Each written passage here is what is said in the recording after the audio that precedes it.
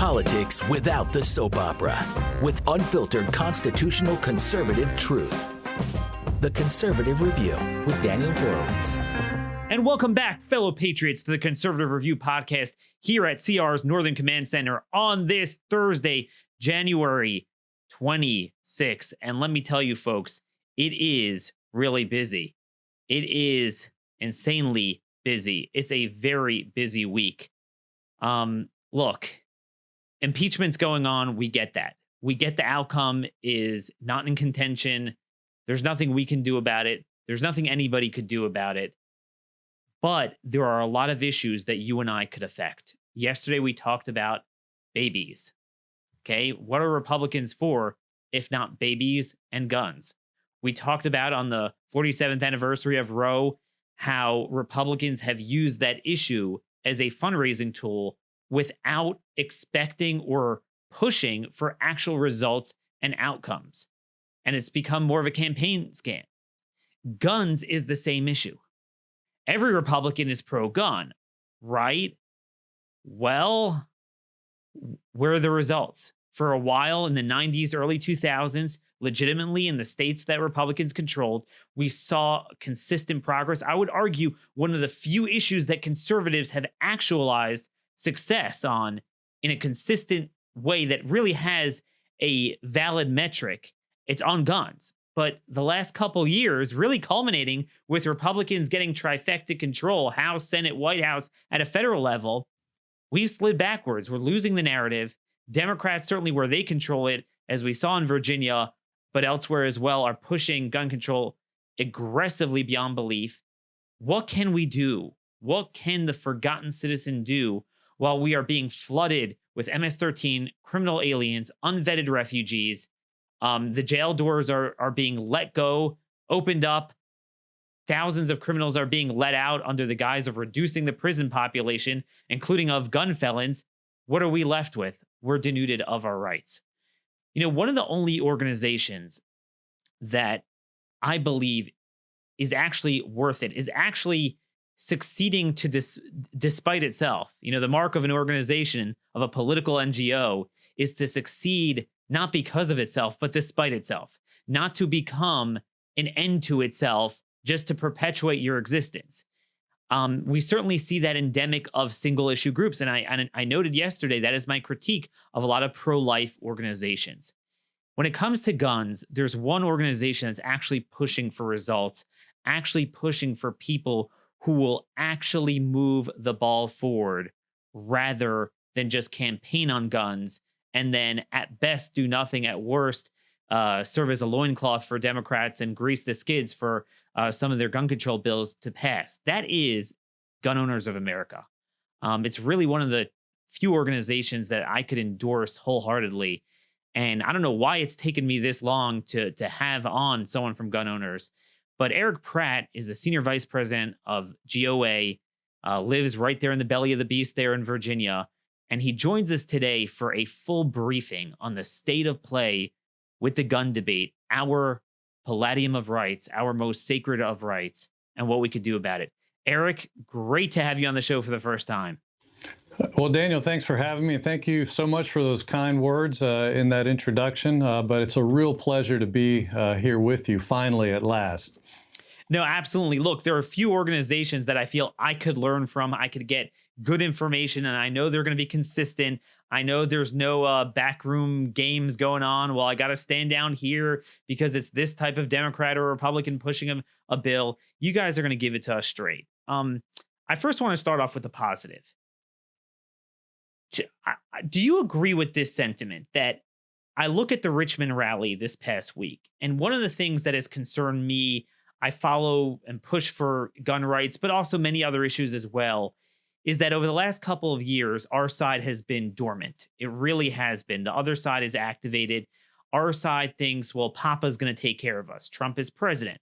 But what they don't recognize is, well, you got possession of the ball, at least at a federal level, but you got to make the plays. I mean, you can't just sit back and you got to make it work. But instead, I can't get people focused on legitimate issues that actually matter. I see tens of thousands of people turn up when it comes to this threat of taking guns. Are you seeing a reactivation of the movement we saw in the 90s, early 2000s? Yeah, in one word, yes. And to that degree, it's been exciting. It's a shame that it took such tremendous threats and attacks against our rights to wake people up. But truly, we believe that the sleeping giant has been awakened. And, I think where you not only see that with the Virginia rally and the record-breaking numbers there, I think you see it with the sanctuary movement all across Virginia. Really, this is happening across the country as well. But here in Virginia, we're hearing that as people show up at these Board of Supervisor meetings, by the hundreds, by the thousands, we're being told, we've never had this many people show up for a meeting, show up on an issue. People are really engaged. And so it really started right after the November election with the sanctuary movement and getting counties to say, we're not going to help the state enforce gun control. Now, one of the sad notes that's come out of that as people, the exciting part again is people are getting activated, they're showing up. We're also hearing, man, I should have voted in November. And we're hearing that again and again. So, that's the downside of this is people had gotten complacent. They got lackadaisical, and certainly on the gun issue, we were kind of a victim of our own success. We've been involved in the state, certainly in Virginia. Got to give props to VCDL, the Virginia Citizens Defense League. They've got tremendous organization. And so year after year, gun control, one thing about anti-gun Democrats, they're zealous and they keep coming and they keep coming. Even if they know that they don't have the votes to pass, they're still going to force votes. And yet we've been able to kill gun control every year. And so I think people got complacent. The positive is they're complacent no more. They're definitely engaged. No, and that's what we need. It's funny. You mentioned how we're a victim of our own success. I often track two issues that I think aren't spoken enough together because they are the same issue. They're one issue of public safety, guns and crime. Those are two issues we actually won on in the 90s. And we won so resoundingly, there was no longer a debate. Then the other side, like you said, they don't give up. They kind of quietly came back 8 to 12 years ago, depending on the state, certainly accelerating in recent years, and then certainly with the alt-left types taking over in states like Virginia, and then the traditional blue states, Maryland, New York, New Jersey, California. And they're pushing this mix. It's astounding. I seem to be the only one talking about this. Let's speak about this through the prism of what just happened. The very same committees just yesterday that passed what they call a red flag law. So we're going to give permission to law enforcement agents, police, to go and grab guns from anyone they deem as suspicious without judicial process. The one actually appropriate role of the courts, not to decide broad public policy, but individual rights, take it away without a judicial process. Yesterday, they voted on a bill. Folks, I haven't talked about this yet. I'm going to do it here with Eric on the show. They voted on a bill that will allow early release and parole for anyone who reaches the age of 50 who has served more than 20 years in prison. Now, those of you who are veterans of this program know in this era, if you are serving 20 years in prison, it's almost impossible to do that. So even murder one, 40% serve less than 10 years and just 30% serve more than 20 years. So this is murder one with a massive rap sheet. Rapists don't really serve that long for the most part, especially hard to get them on first-degree aggravated rape. So they passed this bill to let out a guy, they call it geriatric release. Now you picture a 90-year-old. Well, no 50-year-old is going to call themselves geriatric in the year 2020. That's a reality. The only ones who are exempt are class 1 felonies, who are those who murder cops or children, or very anomalous circumstances that are often very hard to land a conviction on those circumstances. The worst murderers, who usually, it's bad enough to murder, but to use a gun and they murder, they're let out. Okay, Eric, I don't hear Republicans making this case. I don't hear them making this case to the public. And I'll add you one more thing. To me, what caused us to lose control of this issue started with Parkland in February 2018. Few people know that the day after Parkland, this is February 15th, I think, the Senate Judiciary Committee, federal level, Washington, bipartisan majorities passed a bill letting out federal gun felons. And those are the ones targeted by U.S. attorneys, MS-13 folks. They often hit them on that if they can't get them on murder. What in the world is going on here?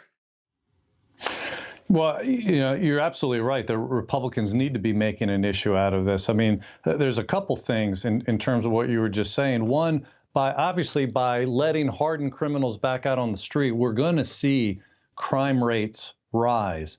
And when that happens, guess what the anti-gun media is going to be doing? They're going to be calling for more gun control. But it's not going to be because of the guns. It's because of these other policies where they're throwing dangerous people back out onto the streets. But I think secondly, I mean, obviously this shows that the anti-gun Democrats don't care about safety. This is really all about power. Because I think in their mind, the only reason they're willing to put these people back out on the streets is because they think they're more than likely going to be voting Democrat. And I think that's probably a very good assumption. And so here in Virginia, you're seeing bills to, early release for felons, getting felons the ability to vote, not their gun rights back, mind you, but their ability to vote. See, this is all about Democrat power. They want to push back term limits so that Governor Blackface Northam can serve 4 more years. They want to change the law so that Virginia's electoral votes for president are determined by the national vote totals rather than the vote totals in the state. See, all these things are being written to help Democrats get more power so that they can ignore rallies such as what occurred here in Virginia, where we had tens of thousands of people. See, they want to ignore the voice of the people. For all what they talk about democracy, and of course we're a republic, not a democracy, but for all their lip service to it, they really don't care about the voice of the people. It's all about power. It's all about who's bringing them to the dance, who's paying to bring them to the dance, aka Michael Bloomberg, spending his millions and millions of dollars in elections. Boy, if there was like some conservative or libertarian, like a Koch brother, spending that kind of money to change elections, you would be hearing, about the corruption of money in politics, et cetera. But because it's Bloomberg buying Democrat seats, you don't hear a peep about it hardly. And so this is all just part of their ability to impose a progressive disarmament agenda on the people. And so it's not even just the gun control. It's all these other bills that we've just been talking about to empower the Democrat Party even more. No, and that's a great point, because at least if you're going to take away our rights, I wish gun control worked. I mean, at least we'd be safe. So, you laugh. I live just outside of Baltimore, Maryland. This is ground zero for this. So, look, I got here my Walther PPS. As you well know, it's a good gun, but eight rounds. Okay. So, they're very into, you can't have more than 10 rounds, 8 rounds. I cannot carry any firearm of any caliber, of any magazine capacity, anywhere outside of my home. I'm in my home office right now. So, it's all legal. And, all right, fine. That's a tough pill to swallow. But then I need it because you walk outside, everyone's getting carjacked. What happens? They catch them. The police catch them. They all have 6 felonies within a half a year. Gun violations. They assault people with a deadly weapon. I joke around. Maryland is an open carry state.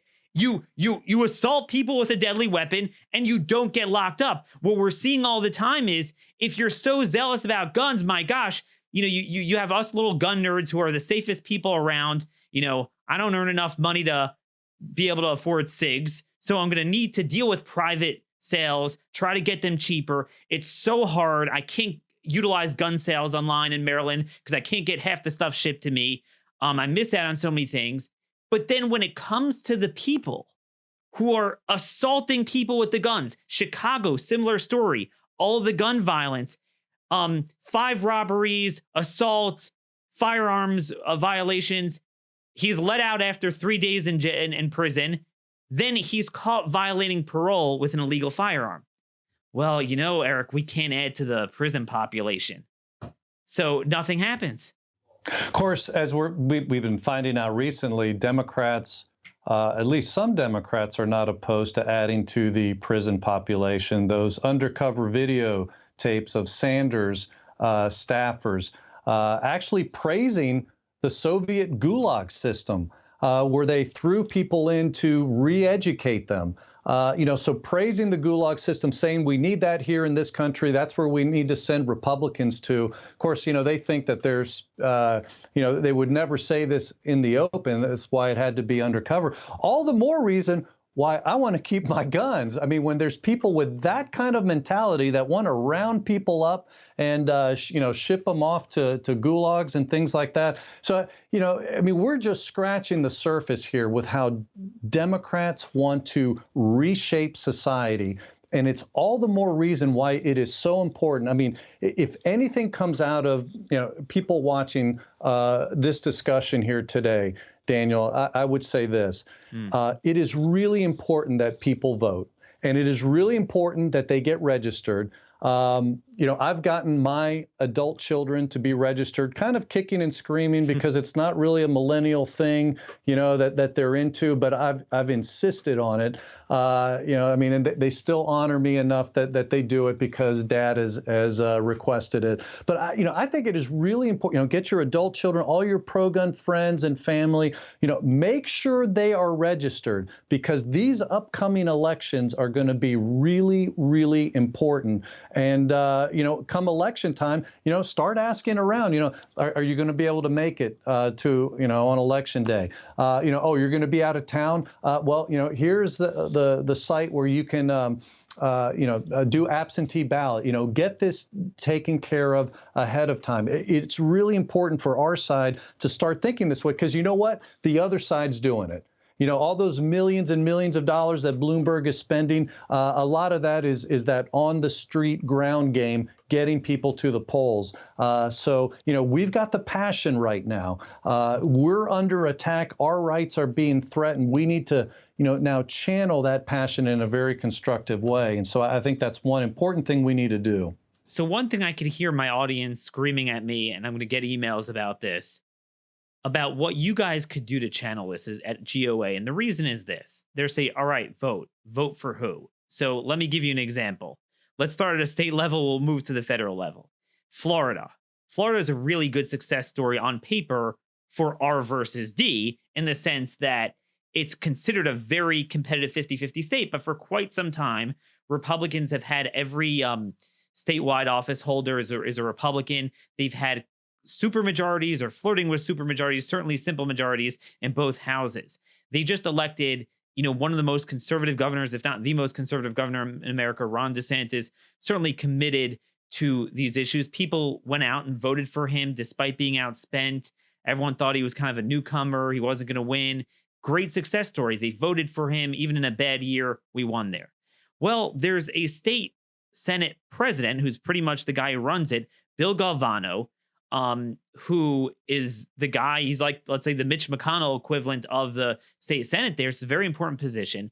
This guy got $500,000 from Bloomberg himself. Just last week in Florida, this is Florida, not Virginia, similar things. They passed a bill basically expanding all the red tape and background checks on private sales, regulating how much your guns have to be locked up in your own home from 17-year-olds now. They raised the age from 16 to 18, children from whom you have to have your guns locked up. There might be a couple other measures you could tell us about. And likewise, so that it passed committee unanimously. That means there's an awful lot of Republicans there. Likewise, those same committees passed similar jailbreak bills that Virginia did. The geriatric thing, I think, was 60 instead of 50, but similar things. I mean, everyone's asking me, Daniel, it's like these fraudulent ballot machines in Maryland where you would vote Republican and out it would pop, it would render a Democrat vote. That's what's happening. What do people do, and what is your organization doing to try to identify who's actually a Republican? Right. Well, we actually oppose a lot of Republicans like Galvano. And here's the thing. And here again, I'm going to put it back to the American people. And, quite frankly, we get the representation we deserve. And I mean, Daniel, one of the poorest attended days is a primary voting day. Like, people don't show up. And so we have, it's heartbreaking how many really good people just didn't make it out of the primary because good people weren't showing up to vote. And I'm talking about good people. I mean, I'm involved in a church and I try to get, my friends, get them there. And, primary, it's just not on their radar. And you almost have to send a bus around to pick them up, that's hard to fight against. Now, that may be changing right now because people are really fired up. But no, it's absolutely a problem. Now, I will say this, let's not ignore the fact, and I think you alluded to this earlier, Daniel, that, over the past several years, things have been a lot better at the state legislature. Sure, I mean, there's exceptions to that, and we can talk about the Galvanos and things like that. So let's go through some of the good stuff. What you guys have seen success in?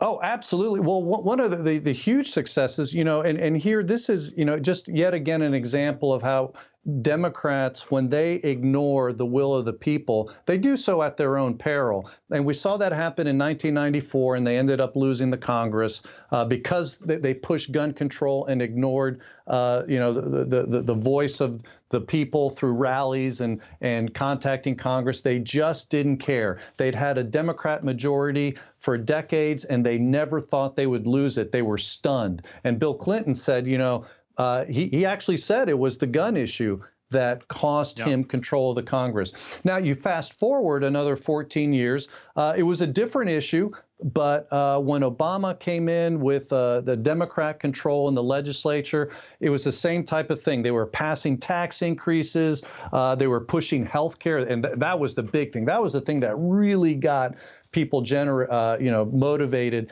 and things started happening, especially at the state level. The states went from having overwhelming Democrat control of the legislatures to overwhelming Republican control. It was like almost 1,000 Democrat legislators lost their election.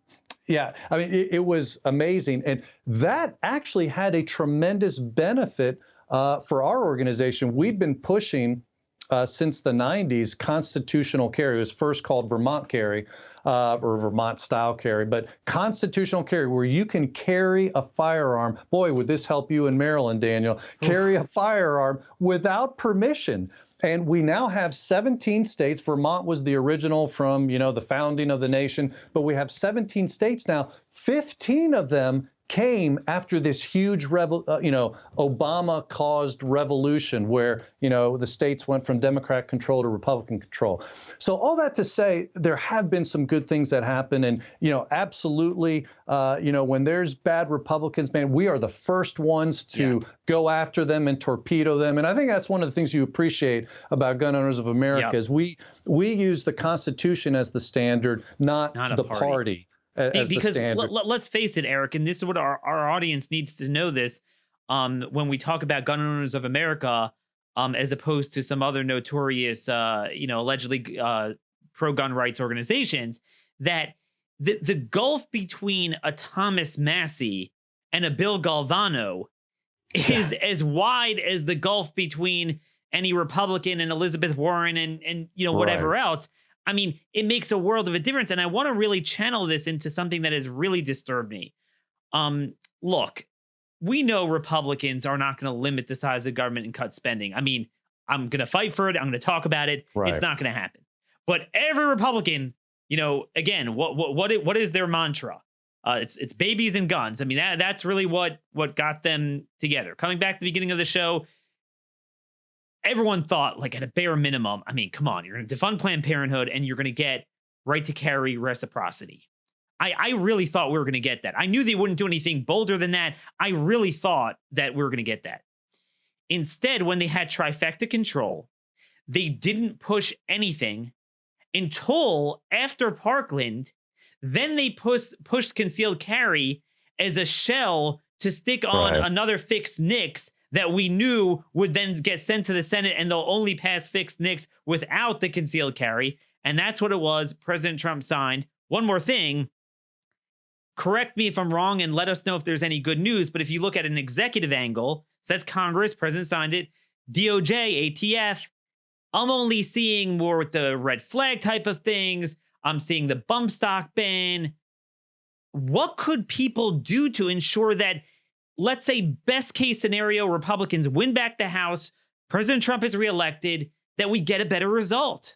Well, yeah, that's a hard one to predict, Daniel. Obviously, I really thought at the beginning of the 2018, the chatter in the House was they wanted to push, and the good. I mean, it was the right people pushing it, the good congressmen, and they were being told they were going to get the votes. We were working with the White House, and they were actually excited about that prospect, and they were even working on some pro-gun executive order type aspects.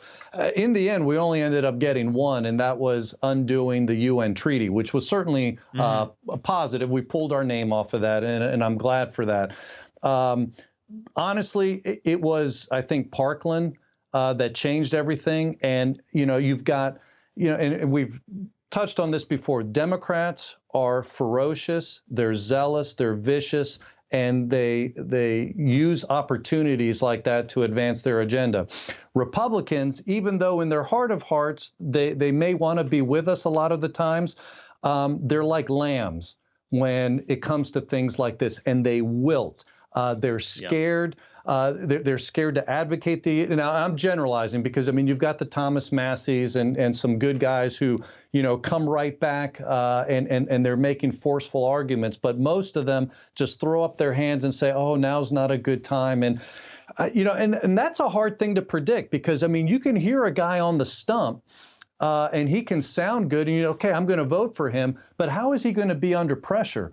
There is actually a way to answer that, and that is, most of these guys come up through the ranks in the state legislatures, and so we have to watch them and see what they're like. Most people don't want to give that kind of attention, and that's the kind of thing that we do in working with state groups, is trying to find out, who are the real tough leaders. It's one of the reasons why we didn't endorse Trump in the previous election. I mean, he really had no record to speak of. So we didn't know how he was going. In fact, if anything, we had a lot of bad statements that he had made in the distant past. Now he had said, okay, I don't believe those things anymore. Okay, so we have competing statement, but how is he going to do under pressure? Well, I think we kind of saw that after Parkland. He said things like, grab the guns first, due process second. Now, and then he walked it back. He walked it back, thankfully. And Eric, this is where we need a movement. Everyone's so divided over Trump, and I hate it. I don't care if Ron DeSantis is president, if Thomas Massey is president. You need a movement. One person can't do it. Trump has pretty decent instincts on a lot of issues, including this. Right. Yes. But if you don't have a movement around it, Mr. President, you have the best ace in the hole on this. Parkland was all about jailbreak. It was about criminal justice reform. It was the Promise program. It was stopping what's their terminology? Schoolyard to jail yard. That's their whole thing. I'm trying to get darn in my statistics here, and I'm going to pull it up as you're talking.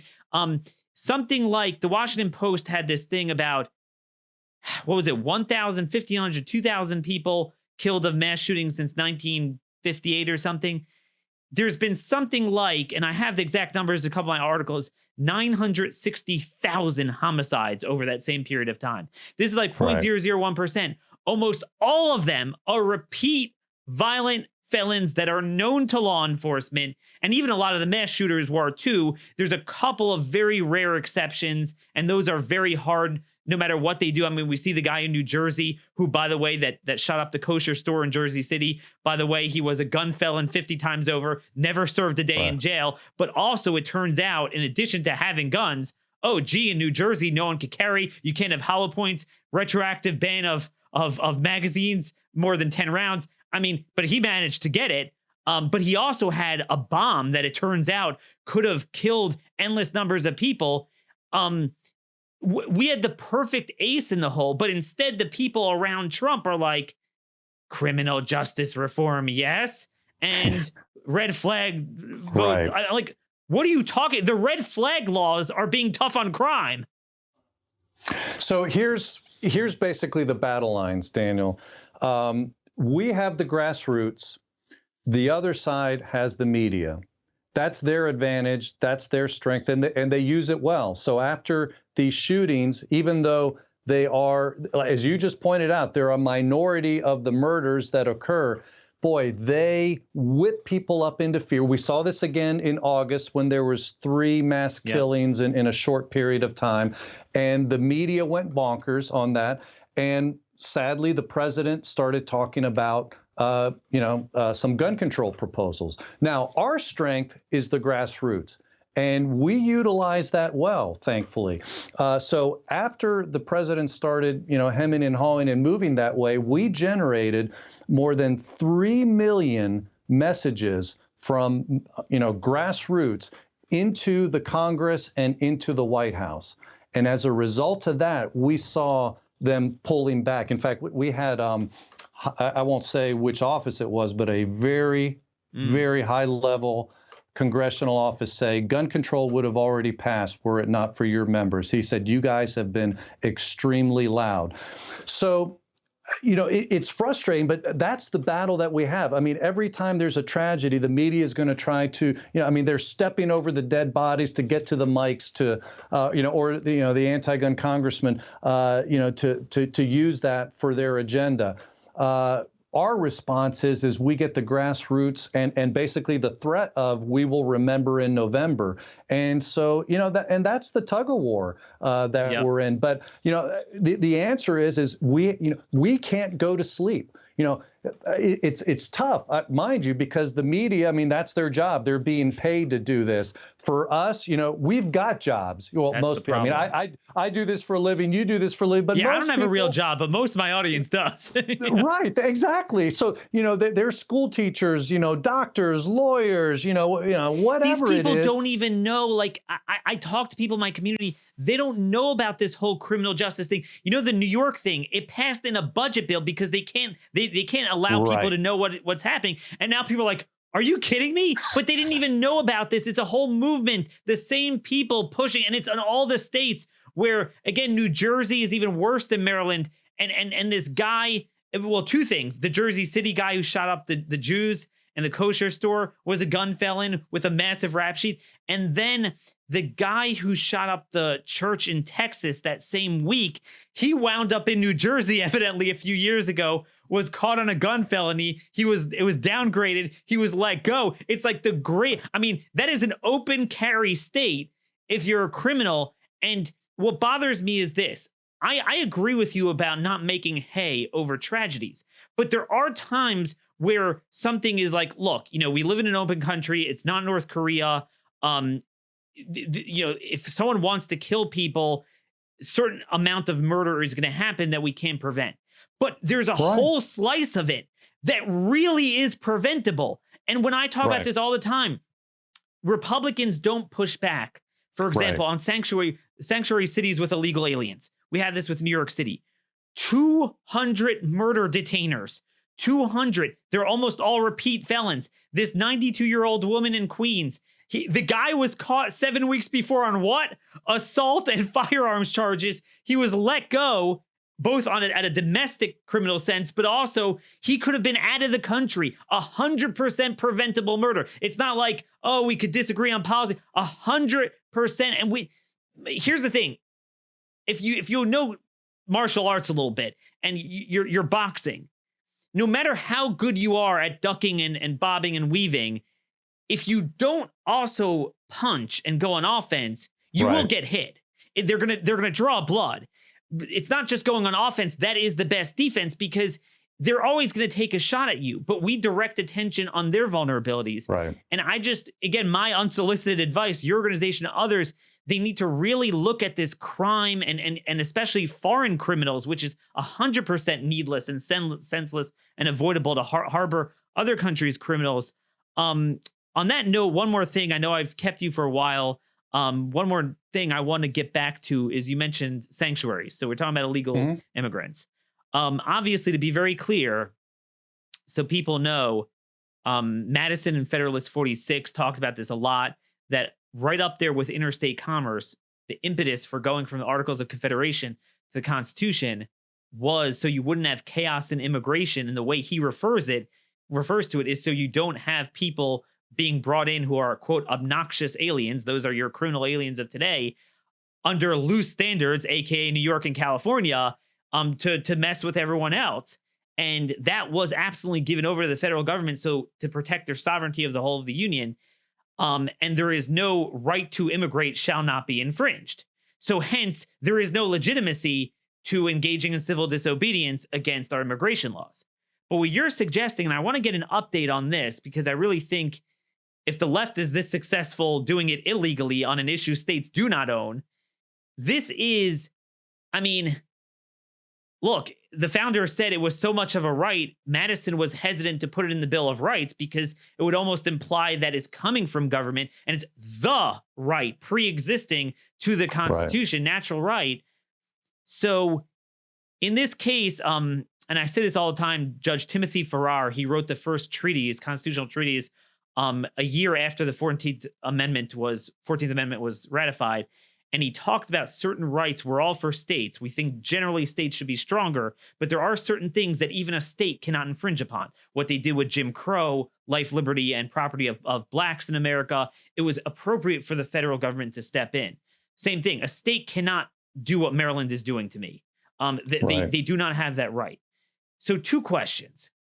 Number one, where do you see the sanctuary movement? Is it bigger outside of Virginia as well? And number 2, is there a role, as much as we generally don't like it, for the federal government to get involved? So to your first question, I mean, it's the sanctuary movement for the Second Amendment is exploding. There's already some states that have passed basically state sovereignty laws or firearms freedom acts, which range from a gun that's made in the state and stays in the state is exempt from federal gun control, or like Wyoming has a Second Amendment Preservation Act where they will prosecute you. I mean, it's actually the toughest one of its kind. But if anybody tries to enforce gun control in the state, there are a couple of exceptions, but you can actually be prosecuted. Now, as far as the county level, county, city, towns, there's 20 states that right now, so I mean, Virginia is just the latest state, but there's active movements in Florida, in Pennsylvania, Kentucky, several other states. So yeah, it's something that is really expanding. As far as the role from the federal government, I think the biggest thing is just to, this may sound pie in the sky, but just to leave us alone. We live in a federalist nation. Now, having said that, certainly the 14th Amendment, and you brought that up, did change things. And so, yeah, now you can actually bring suit to protect Second Amendment rights because of the 14th Amendment. So that's certainly one avenue. But I think, or preventing somebody, there was talk a while ago, a Democrat said, well, if, these counties aren't going to enforce gun control in Virginia, the governor can call up the National Guard. Trump could actually prevent that from happening just by federalizing the guard. So there are things like that. But I think right now, this sanctuary, and I love seeing how difficult it is for these liberal writers who have praised the sanctuary movement for illegal aliens to now pivoting and saying it's so wrong what these Second Amendment sanctuary counties are doing. And they have no basis for that. And by the way, if anybody's confused on the difference is those sanctuary counties are upholding the Constitution.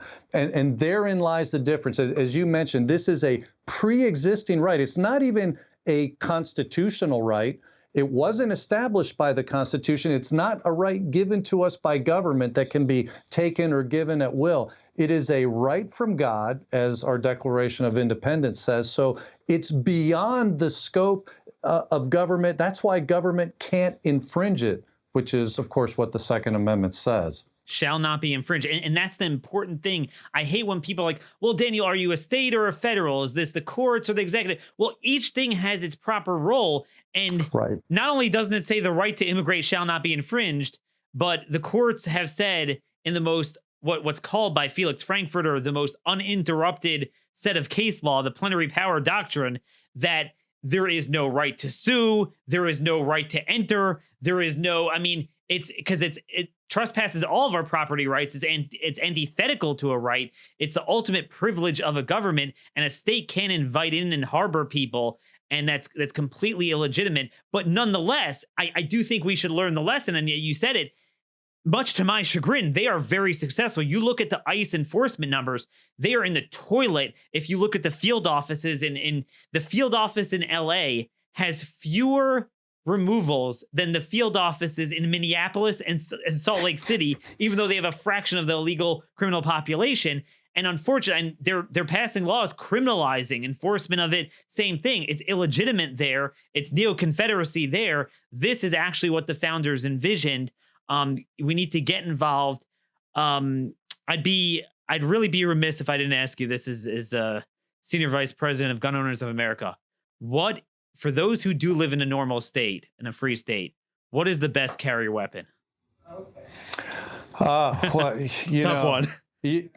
Yeah, the opinions on that are, as they say, like noses. Everybody has one. Personally, it depends on what I'm wearing or where I'm going. So I love Glocks. I love those, but there are situations where I have to go even smaller, and so I love the Ruger LCP just because it's a. Now that may not be a great weapon for stopping a mass shooter, but then, as we've already discussed, those are a fraction of the situations anyway. Yeah. You can actually see a lot of exciting stories in the news, and we get a lot of news stories of self-defense cases here, obviously, and we post them.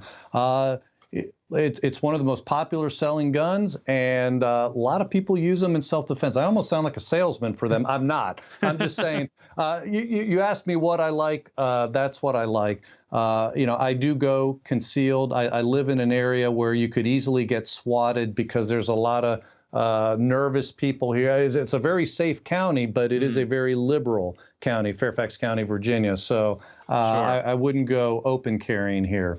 No, exactly. I mean, maybe if you're in Baltimore, you have no choice sometimes. But the long gun and open is, I think, the only permutation that you could use. But of course, they'll pull you over. What could people do to find out more about joining Gun Owners of America? What's your call to action that people could do? Well, two things then. Go to gunowners.org. And you can sign up for our email alerts, and then that way we can, how did we get 3 million contacts into the Congress and into the White House? It was by using our in addition to social media, but our email list. So get on that email list so that you can be active, because everything we've been talking about here, you might see something in the news and it upsets you, and maybe you send a message off to your congressman, but that's like a drop in the bucket. It's much more effective when there's somebody like us who's coordinating this and making it easy for you, so you don't have to go hunting. How do I do this? With one click. We even give you pre-written text that you can use. I mean, you can change it. It's editable. So anyway, that's one very important step, is signing up for the email alerts.